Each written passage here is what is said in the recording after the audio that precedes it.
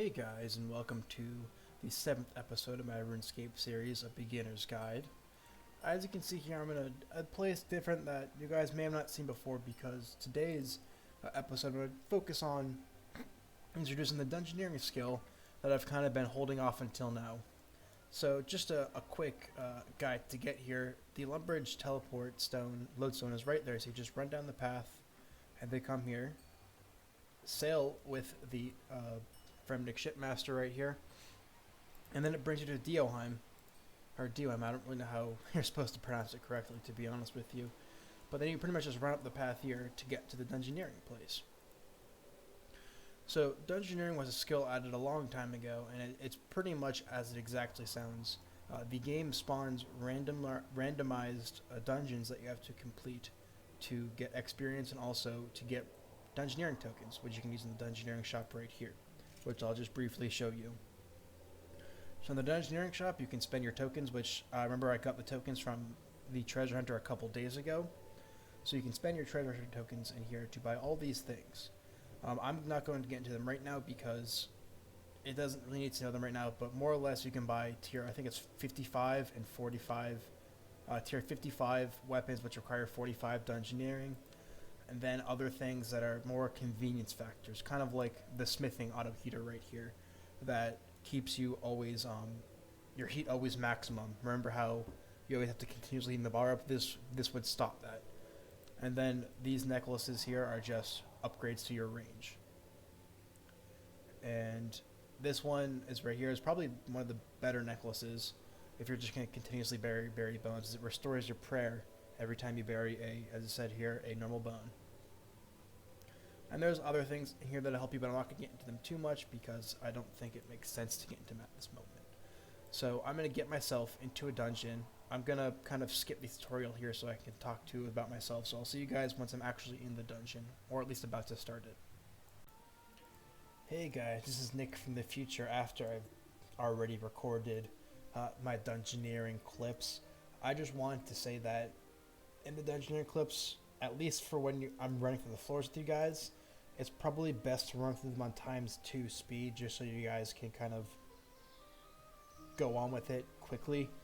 Because sometimes I did ramble on, but I couldn't think of a good way to cut all my rambling out.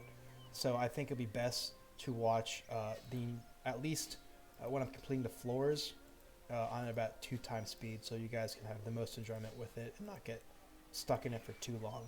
Alright, I'll see you guys back in the past. Alright, so let's get into this a little bit. So when Dungeoneering, there's these things called floors and then the complexity level of the floor. I'll open it right here. You can see I think there's 60 floors in total, or there's 60 or 120 floors. I can quickly tell you right now. Yeah, 60 floors, that's what I thought. So one floor pretty much unlocks every 2 levels. So the floor counter is kind of how you get into getting better experience.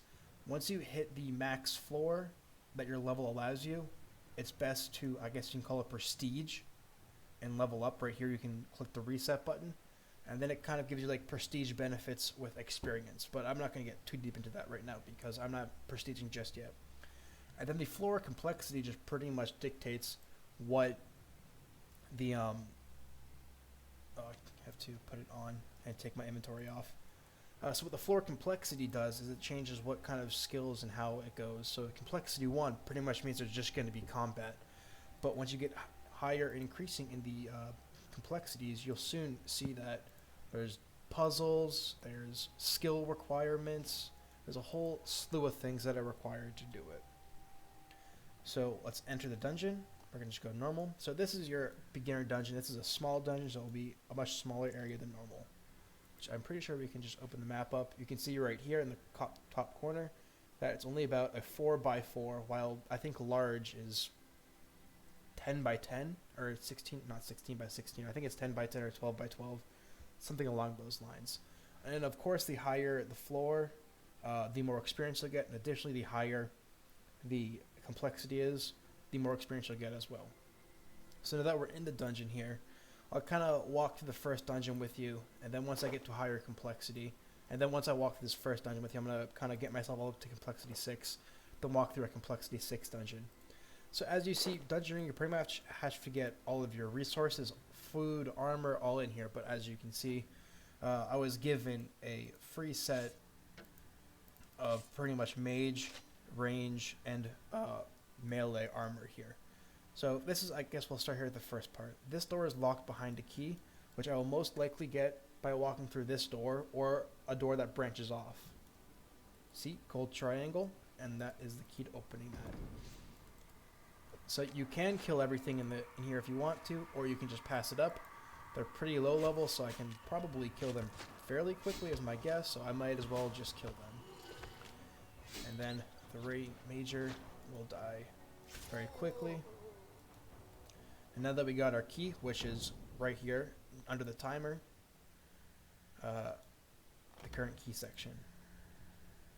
So we'll walk through the dungeon. There's a lock right there, so we're going to have to go to the next area. I'm actually going to put the mage robes on because I'm pretty sure this gives infinite runes at the early levels. Yes, it does. So we'll use our best spell, and we'll just fight him down. He's dead, about to die. And one more kill here. This ghost. I think I'm just going to skip over the ghost for now, and then get the key so you guys can at least see the dungeon first. Alright, let's walk through these. Oh wait, so I guess this is another one of the rooms. You can see this is a guardian door, which means I have to kill all the enemies in here, so all 3 of these guys before entering to the next door. Let's open my inventory, eat some food, take the key, kill the warrior. This is not a guardian door, so I would not have to actually kill this ice warrior to go to the next door. But if you kill everyone, you do get a better experience multiplier once completing the dungeon. Now again, I'm only going to run through this entire dungeon just so you guys can see what it looks like once, and then I'm going to do it once again on complexity 6. So you guys can see the differences between it. So as you can see here, I got the key, which is right for this door, but this key wasn't right for this door, so that's why I kept continuing down the line. Now this may not be a... Yes, this door I don't think is a guardian door, so I should be able to just go right on through. I'll grab the key. I'll kill the Novite warriors. The Novite is the armor they're wearing. Drop the spider next. What's nice about the keys being up in the current key area over here is that anyone in your party can use these keys as well. Now if I can find it, I can't find it at the moment, but you can dungeoneer with up to, I think it's 5 people at once. The more people, you can usually get more experience because you'd be able to do the larger dungeons significantly faster. This may even be the boss room right here, I'm not actually sure. So yes, this is the boss room. You can see on my mini-map here, there's this little face of red on the map right there. And you can see I've completed every single room, which should give me the max amount of experience, as well as killing everything in here. So, you are bent to enter the boss room. Yes, I am prepared. I got food and everything. So this boss is actually pretty interesting. She continuously changes attack styles that she oops, I didn't put the arrows, that she fights against. So you have to continuously change your combat ability so that you can actually damage her. Alright. Little minion. We'll just ignore the minion for now because we're not going to really do any damage to me. So now she's defending against melee, so I'm actually going to switch back to mage. Overpower here right here. Nice. So this is pretty much more what you gotta do. You can also use your prayers in here too, because once the dungeon resets and I go to the next floor, my prayer will automatically go back to max amounts. So, oops, she's now doing mage, so we're going to go to note, back to melee, fight her on up. Let's use slaughter. Once I use the slaughter ability, it didn't proc, so I couldn't walk under her. So we'll just continuously wait. We'll put the mage armor back on because she's going too far away. And you know what?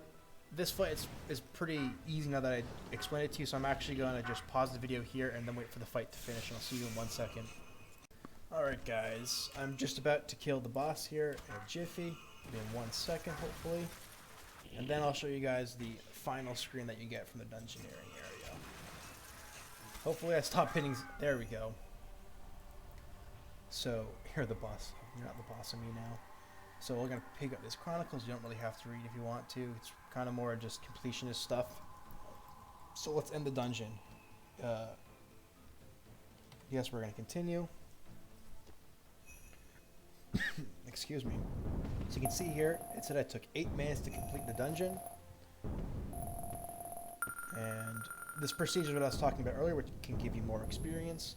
And then this is the total modifier, which I will go into in 1 second once everything loads in here. I can actually just skip this right here. So as you can see, the complexity actually greatly lowers the modifier to around only 50%.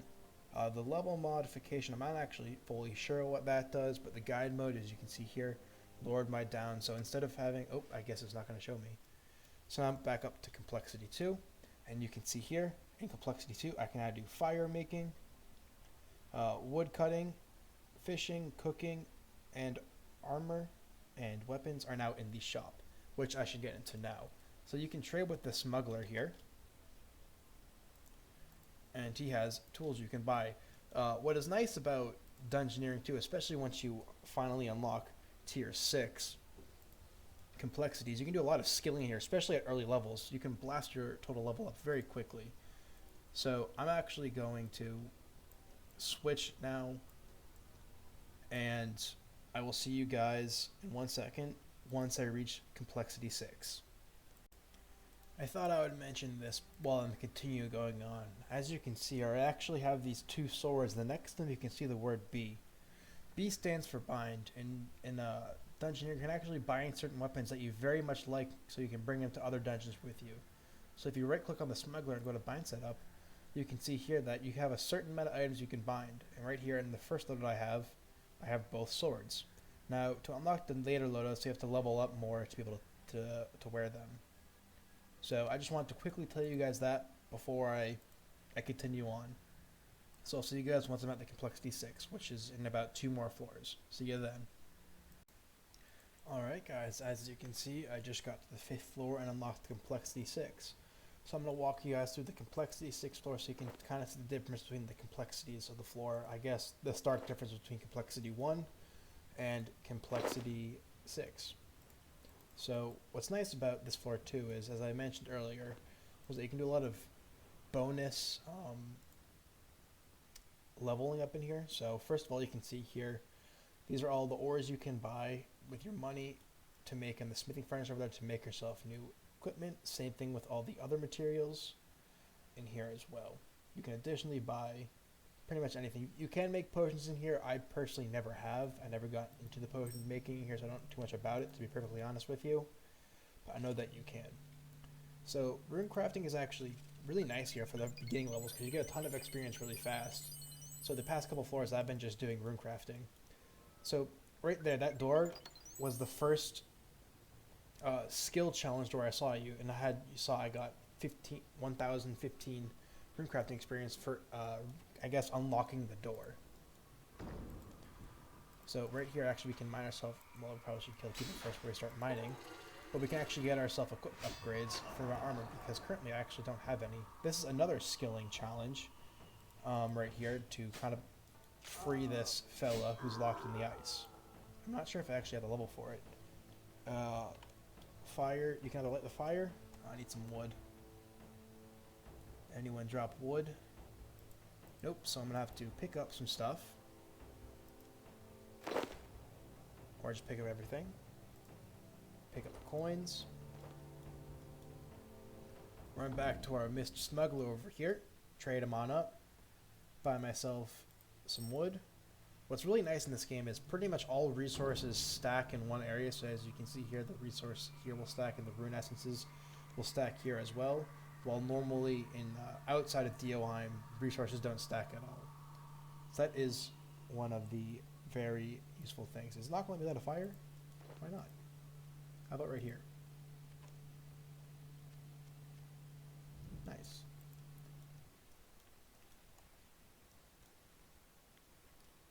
So, by talking to the guy, you can pretty much get some rewards.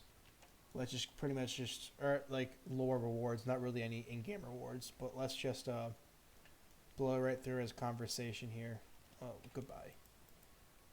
We'll mine the ore now, but as you can see here, I actually can't go through this door. So I'm just gonna mine some ore because I want to upgrade my armor here because I've been just rocking Novite the entire time, but I don't really want to stay with Novite. That's how I was able to make my Maramos weapons earlier, was I actually found a mine of them. So let's sell the plate legs, let's just sell all the runes because we're not going to need them. I'll even sell the rune essence because I'm not going to keep them either. This will give us enough to buy one more Marmos. Nice. So let's see what we can make up with this. There is a way of training these early level skills in here by pretty much killing the mobs in the near rooms and then just picking up the coins, selling all their loot, and then buying the things or buying whatever you want to upgrade with. So I think I'm going to make a plate body. Let's make a helmet. Yeah, we'll make a helmet and we'll make plate legs. So smithing works in here a little bit differently. You actually instantly craft the things, kind of like how smithing used to be before the update. So now we got ourselves some armor. We need a key, which I don't currently have, so which means it's right over there. Pick the key on up. So another kind of tip. Ooh, let's recover that. Sorry, I'm getting like distracted. I just see something new and I want to pick it up. Another very convenient thing is, let's say you are in a room that's near the X mark up over here. If you actually click the home teleport, you will teleport back to this area right here. I'm not going to do it right now because I don't need to teleport here, but maybe once I get a key far enough away, I'll teleport so you guys can see me come back to this room. Or not, because this room is a solo room. So I guess this is a good time to mention this too. If you are able to open all the doors, it is good to just tap the doors open. Maybe not even going inside them, but just see what's in them, because if I opened both of these doors earlier, I would have saw the key in there and it's a dead end door, so I would have been able to go and get the key and then already have this area getting unlocked. But of course, I couldn't because this door was locked by a key, by the, I think it was the green triangle key. That is just if it's not available there. So we got a key in here. I don't think this is a guardian door. I'm kind of rushing this a little bit because I just want you guys to experience it more and not kind of just wait for me to kill stuff and explain stuff later. So as you can see from the complexity 1, I've actually already have a lot more rooms that I had to gone through so far. Now, there are several different bosses in here, which I'm hoping I'll be able to show you. This is a guardian room. Let's check this door over here, as I just mentioned, to see if there's anything in here. So this is actually the boss room. So I can actually just finish the dungeon right here, but I kind of want to show you guys more of the complexity 6. Kind of like how you can chop trees over there. I want you guys to see more of the complexity 6 area before I get too far into it. And I'll use this group gatestone to kind of, you know, I'll show you what the group gatestone is right now. So I'm going to drop the group gatestone right here in front of the door. What that pretty much means is when I go through the portal in the main area, it will bring right to that gatestone. I'll show you guys what I mean in a little bit. Let's see, I'll get myself some more armor. So now that I know who the boss is, I can actually prepare a little bit. I realize that I need multiple combat styles to fight this boss. So what I should be doing right now is figuring out how I can get those combat, or at least one other combat style I can use to fight her off. So hopefully I can run into a ranger or a major and pick up their materials. And of course, if I can't, I can always just buy them from the smuggler, the basic weapons and whatnot, which is what I'll probably end up doing. I'll just see if this guy here has any coins he can drop, and I'll pick him on up, and I'll buy probably mage with it, but he drops no coins. So we'll pick this on up. Will I get a coin drop in here, please? Once I kill these monsters, I'll show you what I mean by teleporting back to the home room. Nice, these guys are dropping coins for me. So we're going to pick everything on up and teleport back to the home room. A lot of these features are done for people that do a lot of speedrunning of Dungeoneering. You can actually boost your Dungeoneering really well if you kind of just offer it to people, because people want to do large dungeons, and to do large dungeons you usually have to have one other person in it with you, which means that a lot of people just let you leech off of them. They make sure you get the leeching title so that they can complete the large room as fast as possible. It's a very interesting thing that people do. It also is a very easy way to get money. So that's a dead end. We're going to go over here, open this last door over here. I'm assuming nothing's going to be behind this door. I was very much hoping that I could show you guys this cool skilling challenges in here, but unfortunately there hasn't been anything for me to show you. Oop, I'm about to sneeze 1 second. Sorry about that, I had to mute my mic to sneeze. So let's just go back to the home, which is right there. I think it will be fast for me to just run here, being this close. What the teleportation really is useful for is when you're doing the large or even medium-sized dungeons. So I have some money right now, and I need at least one other thing to fight this guy. So let's see. We don't want an arrow. I wonder, can I just fletch? No, I don't think I have a high enough fletching level. So what we will do is, I guess we'll just go with magic. Now, if I recall correctly, I'm pretty sure all staves give you runes to use. So if I open my book, yes. Oh wait, I want to show you guys the portal right here. So this is the portal I was talking about with the group gate stone. If I just jump to this portal here, I'll bring you right to my group gate stone. So let's jump on in. And fight the boss. Oh, but she's protecting against my armor right now. So we'll go on up and fight her close and personal. Like Complexity 1, I'm actually just going to skip the boss fight, and I'll see you guys in 1 second once I'm about to kill her. So I actually killed her a bit faster than I expected, so I wasn't able to actually catch my death or my me about to kill her. So this is pretty much the difference between the complexities, is that there's a lot more skilling challenges, which I wasn't unfortunately able to tell you or show you that much, besides the guy right here and the imbuing on the door. But as you can at least see, the higher the complexity, you usually have more rooms in here too, because you'll have the more skilling challenges. And then I guess the final piece I want to show you is after you kill the boss, you actually receive new items. Right here I got the Duskweed boots and the wand I got here. So this is the wand I got, and these are the boots I unlocked. These boots are level 50, so I'm actually going to bind them for now. As you saw, there's a bunch of binds I can use. I think you can have, I think it was 12 in there. I didn't really count completely. So that is the Dungeoneering for today. I'm going to leave for now. And then I'll show you guys the rewards tab quickly. So you get Dungeoneering levels very quickly. You can see that I got 6 Dungeoneering levels from that one floor. I should have probably shown you the screen where I got all the materials, but I kind of passed by that accidentally. So here, as I said, is where you can spend the points. I personally like buying the gem bag, because when you're killing monsters, you can just store the gems right away in the bag pretty easily. Some of the other ones on here, let's see, will be kind of useful for you guys. This will probably be pretty useful for you guys who are smithing. It gives you a chance to refund the bars when you're smithing an item.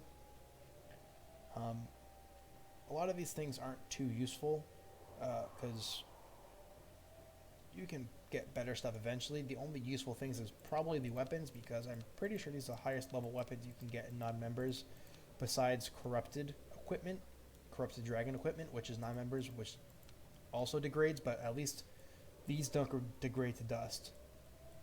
similarly to the other way. So Elite Dungeons is a bit different. This is actually a members thing, so I'm going to actually just completely pass on this because you guys don't need to know about anything that's about members. I kind of wanted to have this episode being here so I could focus a lot more the rest of the day on making more content for the next episode, but also I really didn't want to leave a day without any content, so you guys can at least have something to watch every single day. I am going to put a little bit more into this episode. I'll probably put some skilling in here, leveling my skills up a little bit, but I probably won't do much more after that because I want to make sure I have a lot of content for the next video, which I won't be able to do this where I'm talking to you guys for almost the entire time. So I will see you guys later. In the next clip, I mean, not next episode. See you. I was going to add some more skillings in this episode, as I said in the last clip, but as I started editing this already, it's already around 25-30 minutes, so I don't want to make this too much longer for you guys, so I'm actually going to not do that, and I guess this will be a sneak peek on what I'm going to be doing in the next episode. However, once I finish this inventory, I'll open the keys for you guys as I normally do at the end of all my episodes that I get. This will probably change once I stop making episodes daily, but I will open the keys and then just put all the clips at the end. So instead of being one long continuous video of me opening 6 or 7 keys, there might be a couple of videos of me opening 3 or 4 keys every now and again, so that my keys can get the daily reset in there. So let's see what I get. And I just closed out of it. Good job, me. Let's go times mystery. We got 4 times. Nice. Probably white. Oh, wow. Okay. I'm not sure which one to pick. Let's just convert to oddments. Let's take the guaranteed red.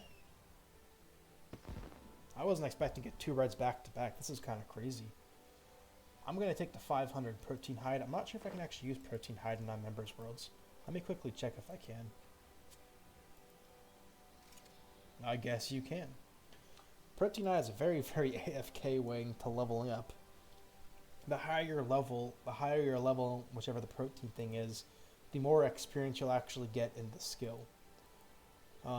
So if I were to show you my protein bars, they'd probably be significantly higher than my protein hides because my level is nearly twice as much in smithing. So I want to thank you guys for watching today's episode. Sorry it only really focused on Dungeoneering today. As I said, I wanted to get at least one more episode out today, and I was thinking of other video ideas I could do, but since I wanted to walk through the dungeons with you guys and the Dungeoneering, I thought it'd be okay to just make this one episode be entirely Dungeoneering focused instead of having other skills plopped all the way out through it. So I just want to say, everyone, thank you very much for putting up with me just figuring out what the heck I'm doing with this, with all these new videos and how I'm gonna make it all so it looks at least somewhat decent for you guys. Alright, thank you everyone for watching today's episode. I will see you in the next one, which will probably be tomorrow. Peace out.